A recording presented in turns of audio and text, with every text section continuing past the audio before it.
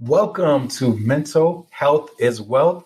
I'm your host, Antoine Wilbon, and today we're going to be looking at treat your first like your last.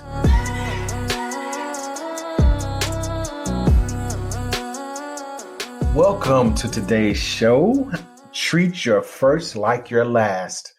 This is a near and dear subject to my heart, is that this show is about appreciation and gratitude.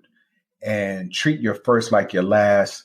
If anyone can remember the Jay-Z album, the Black Album, my first song it really depicts a lot of what I want to convey today. And that is a gratitude. A lot of times we have gotten spoiled in today's society because we have multiple pair of shoes, multiple outfits. We can go to the store and get whatever we want. We can go on the internet and order food and it's delivered to our house in 30, 40 minutes. We can order groceries. We can do almost anything with the touch of a button, like the Jetsons. And I think a lot of times abundance can also make you spoiled. It can make you forget how to be appreciative or grateful for what you have. And a lot of times I'll see, even in my own life or people around me, is that sometimes you get spoiled for choice. And a lot of times I think in today's society, people have become acutely depressed because they think they're supposed to have more or they don't have this or that. And I always say, take it back to the thing of being able to be grateful for what you have. Like a lot of times people need to be grateful for themselves and show gratitude and appreciation for being alive, having good health. A lot of times people don't eat right, they don't exercise. And sometimes in your mind, you're not even realizing that you're saying really negative things to yourself and you're not being kind to yourself. And a lot of times you have to take that pause and say, you know what? I'm going to eat properly. I'm going to exercise. I'm going to stop being so hard on myself because I'm not like somebody I saw on Instagram, or I'm not living up to some fictitious expectation that people have set for me. I am going to be grateful that I can take a breath and that I'm alive and that I can experience life. And a lot of times that sometimes in certain moments, that's just enough, just enough of being like, I'm happy with who I am. I'm happy to be on this planet and I'm happy to experience life. And a lot of times we have to really take a pause because we're always saying more and more and more. I have to do better, more, better, the latest, the greatest. Sometimes just be happy to be here. Be grateful for that. And I always say, like, protect your spiritual energy. Like the inner you, that energy that emanates through your body and that who you are, that essence, like be grateful for that. Be happy, in that. And a lot of times I think that we have to really think about that, like this is the only body that you have. It is your first and it is your last. And you have to treat it as such. Go get your checkups, go to the doctor, make sure that you keep yourself clean and groomed and take time out. Like sometimes you just got to take a time out from the world. Go get your hair cut, go get your teeth cleaned. Go do different things to take care of the maintenance of your body. If you don't like how you look or you feel uncomfortable, like maybe you've gained a few pounds here and there. I mean, COVID did hit us all. And take time out and say, I'm going to give myself 6 months to lose the weight and come up with a plan that's not strenuous to you and it works for you. Like go on 30 to 40-minute walks a day, eat more fruits and vegetables and drink plenty of water. Just do light things. You don't have to do things that like you're in some type of boot camp. Just appreciate the fact that you can ease your way back into good health if you feel that you're not, or if you want to just do something better with your life, then do so, but appreciate that. I think the thing that we also outside of ourselves is that we have to appreciate the people around us. A lot of times we take for granted like the people in our lives, and we have to really take a pause and say, this moment with this person is the only moment that I'm going to have with this person. And you have to appreciate them because when they're gone, or when you're gone, you're gone. And I think that we all should learn how to appreciate moments and enjoy them. Like I lost my dad when I was 11. And, a lot of times I can't remember how his voice sounded. That's one of the things that I wish we had like these phones we have now, because I don't have his voice in my head. I remember him talking to me all the time, and I remember spending time with him. And I remember him, his touch and things like that, and his strength, his handsomeness, his intelligence. I remember all of those things, but I can't remember his voice. And so I always say, like, appreciate that, because you have to appreciate the people in your lives, in your life. And a lot of times we don't even think about that because we take them for granted. We think we have forever, and we don't have forever. We have this moment in time, which is just a speck of time. And I think that when you come across people, even like outside of your family, like people that you come across in the grocery store or at the gym, or people that you might see twice a month, be kind to them. Appreciate that moment, because you never know when that person might not be there anymore. And I always say, think about how you talk to them. Think about how you interact. And I'm not saying like you have to be like this walking nun or whatever. What I'm saying is that you can handle even difficult moments with people with grace and class. You don't have to be walked over by people, but you also can handle difficult situations in a classy manner, because you're appreciating this life that's in front of you. You're showing gratitude to them, but you also are protecting your own inner being so that you don't leave that situation feeling like you got walked over because you were trying to keep the peace. You can also address difficult moments, but you can also address difficult moments with class. But I always say, if you can do something kind for someone, do it. And if it's not like you're trying to like win them over or you're trying to get people to like you, it's just be kind, because that might be the last and only time that you see that person. And so I was at the coffee shop a couple of days ago. I was going to get my hair cut, and I decided to get my barber a egg sandwich and some tea, because it was early in the morning for my haircut. And there were two women behind me in line, and they were ordering pastries. And I decided to say, I'm going to pay for their pastries. And I paid for their pastries, and I wound up making like just these two friends. They were from Arizona. And so they were so grateful that I actually bought their pastries without saying anything to them, that they came and talked to me. And I wound up meeting the whole group. It was like 10 people at a table. They wound up downloading this podcast. They wound up downloading it. I was able to make like friends or whatever. And they were telling me that one of their daughters just graduated from Arizona State in holistic medicine. And we had a great conversation. And like just that moment of meeting someone and like having that really good energy and interaction was just because of something kind of just buying two people a Danish and some whatever they got. I don't know what they got, but I just paid for it. And I was just trying to be kind because they had good energy, and I felt their energy while I was in line. They were very kind. And so what I'm saying is that appreciate the people around you. Like a lot of times we don't realize, even with our own children, like when they grow up, it's like my granddaughter is like, every time I see her, she changes and she gets taller and she gets smarter and she gets more inquisitive and her conversations change. And like my grandson, like every time he's like different. Every time I see him, he's just different. And like my oldest daughter, she's an attorney, she's married, and it's like when I see her growing into this beautiful woman, wife, mom. And it's like, I remember when she was a baby. I remember when she was a little girl. And I remember all of these moments, like all my kids are growing up. And I try to, like, every time I interact with them, I try to appreciate that interaction. I try to make sure I tell them who I am and I share that with them, because not remembering my dad's voice is something that I don't take that as something that I don't want them to have. So I try to leave them things. I try to talk to them, and I try to like spend that connection with them, because I try to appreciate those moments, because once your kids get grown, like the interaction changes. And so it becomes a different relationship.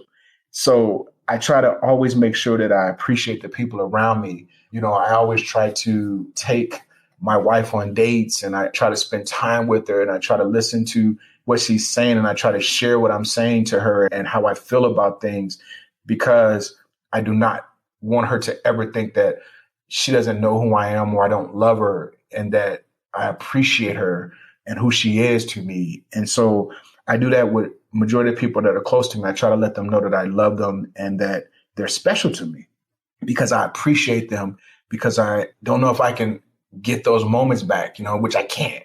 I know I can't. And I always want to hold on to them, like my sister, she just graduated or got her dissertation for her PhD at Howard. And she's probably one of the most inspirational people in my life in terms of like pushing me to go to grad school and like wanting to be more all the time because she's always more. And I appreciate her. Like, I'm so grateful to her that I always try to be excellent because of her. And sorry if you hear an emotion in my voice, because there is emotion in my voice, because the people that are close to me, they're very special. And so my sister has always inspired me to be great because she's great. So I always say, treat your first like your last and your last like your first, And so I was always a kid that was trying to like be inquisitive.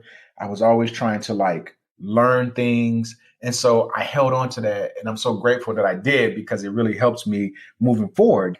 And so the other thing that I want to talk about is like the material items. I know people like material items. Yes, material items.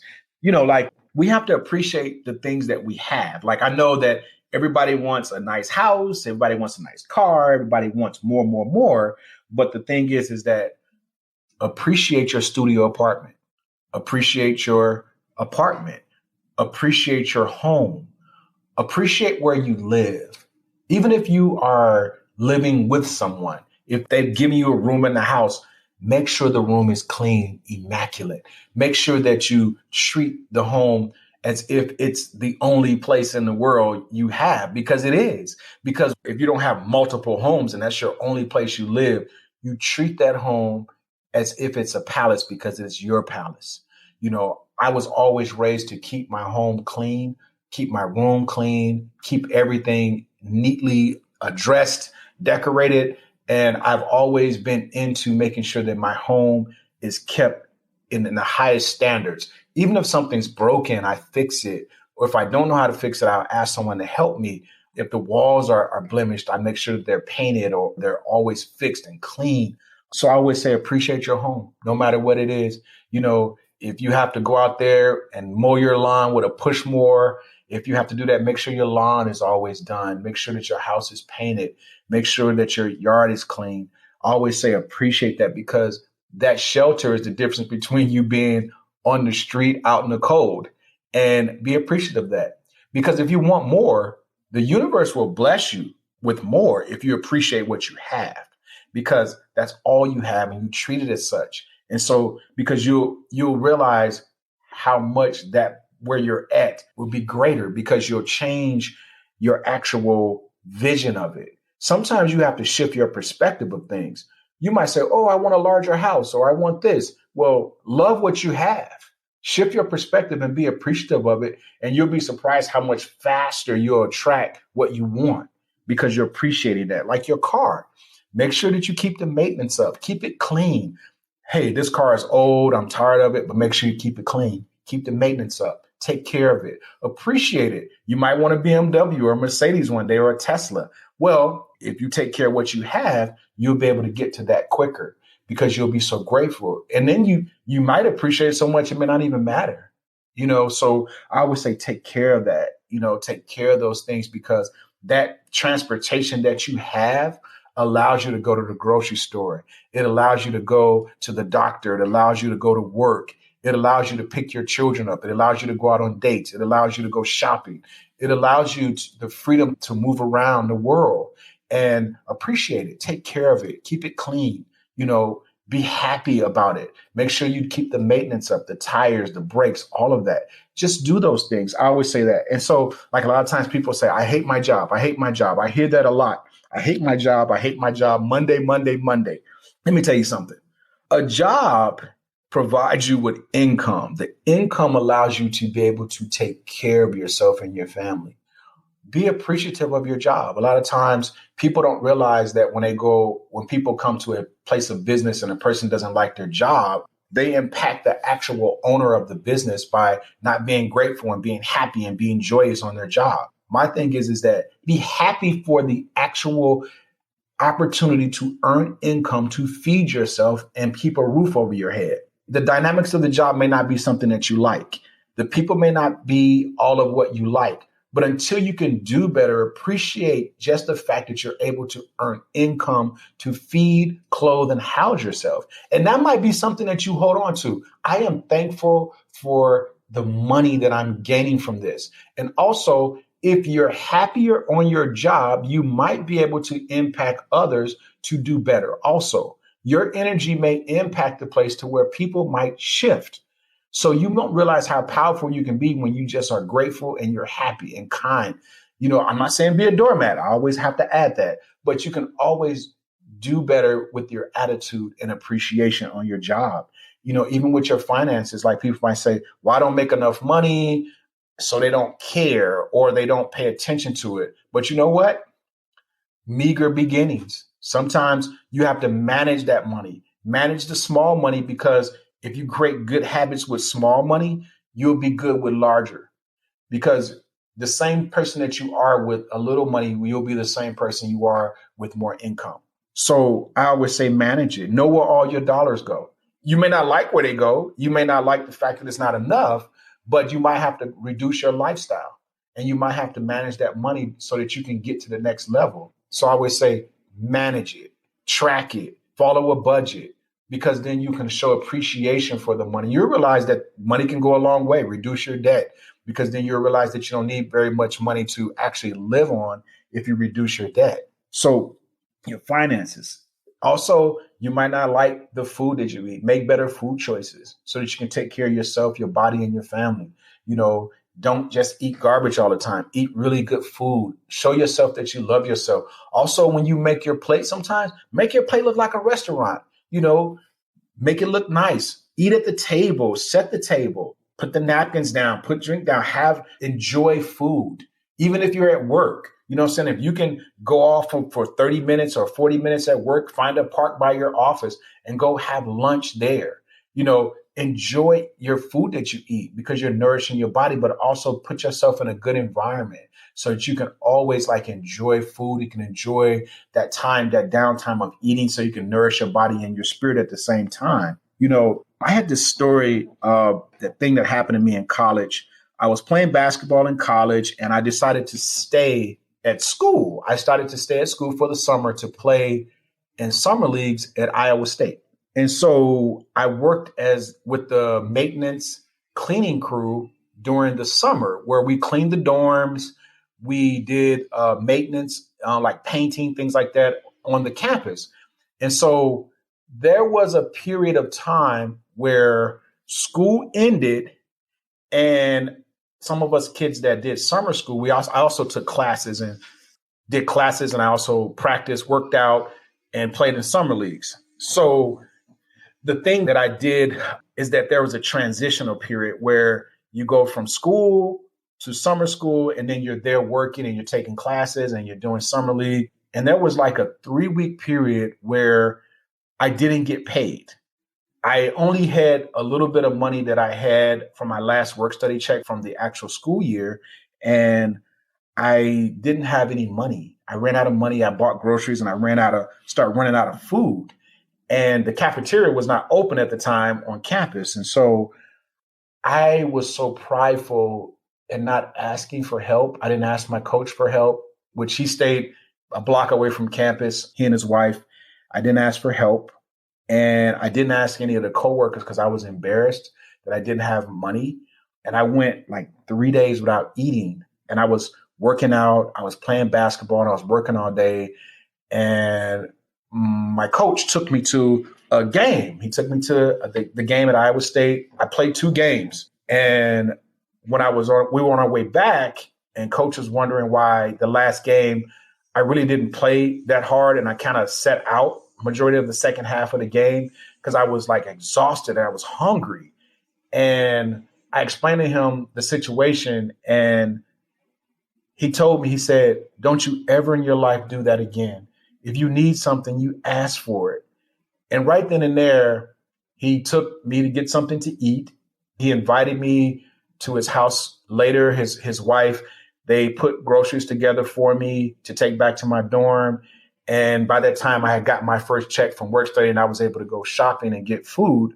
But I never in my life again would take for granted and not asking people that love me or care about me, I will never not include them in my rescue or to help me get to the next level, because that's robbing me and it's robbing them of opportunity to help me and for me to feel loved. And so I was very grateful of that. I was embarrassed at first, but then I realized that he's an adult and I'm a kid. I'm like 19 years old. And I'm like, I needed help, and I didn't know how to ask. And so I've always been grateful for that moment. It was a good teaching moment for me because I realized that I have the right to ask people to help me. And I have a right also to help other people. And I have to be grateful for that. And so a lot of times I'm so appreciative of like the small things in my life because of those moments like that I went through and I experienced. Some of that was self-inflicted and some of it was just, I just didn't have, I didn't have, and I was trying to figure it out. And so that was like one of those moments, you know what I mean, that I had to learn how to speak up for myself. And so as a mental health business owner, I always say that some of our depression that we see in the world, some of it is not like full blown, like person with actual depression. It's acute depression. There are things that we have, these mood swings that we have. And I think a lot of times what will curve those feelings of like acute depression is gratitude. Just being grateful for what you have sometimes can pull you out of a bad mood, because I'm not saying depression, I'm saying depressed moods. It can pull you out of depressed moods because you can just look at something and be appreciative, like the fact that you actually have a home to live in with electricity. You have a refrigerator with food in it. It's like wow, you got Wi-Fi. You have like a change of clothes. Sometimes you just have to go to just being appreciative of just that alone. I ran an experiment on myself a few months ago. I had a SUV and the motor went out and I decided to just sell it. I sold it, whatever. And I wanted to see how long I could go without a car. And so this happened in October. I mean, not October, in August. It happened in August of 2022. And so I went August, September, October, and almost to the end of November without a car. And I wanted to look at my appreciation of a car and what it means to me. And because I've had a car since graduate school, I had my first car in grad school. I bought it from one of the professors. And I've had a car since I was 21 years old, 22. And so I went without a car. And one thing I noticed is that the mobility changed, like in terms of like just the feeling of being able to like go when I want to. That feeling was there all the time, like feeling like, hey, I can get up and just go. Well, without a car, that feeling of getting up and go is taken away from you. And then you have to think in other ways, like, do I Uber? Do I use Turo? Do I use my wife's car? Let me tell you, Uber is fine, but you still have to go when the person gets there. You're still controlled in a way. Turo is great because you can use someone else's vehicle to run your errands and do different things like that. But then also the party's over once you give the car back. Sharing a car with my wife is that every time I got the car, it was always on E. I don't know why. All the gas is always gone. Or I always had to like vacuum the car or wash it or whatever. And I think she enjoyed the fact because I always fill the tank up. I'm like a fill up person. I don't do half or whatever. I always fill up. I fill up, I vacuum, I do all of that or whatever. And I realized that the autonomy was taken away from me. And so once I got that feeling of like, I really will appreciate the next car that I get. And I went and got me a car and I appreciate the car. I think it's the best thing ever. I'm excited the fact that I can go to the gym and play ball without having to like share or like experience a Turo or Uber. I can go to the office, I can go shopping, I can do different things. And so I appreciate my car. Like I really appreciate it. It's almost like it's like my first car. Like when I bought the car from the professor for $500, and I did lie to my professor. I told him I knew how to drive a stick.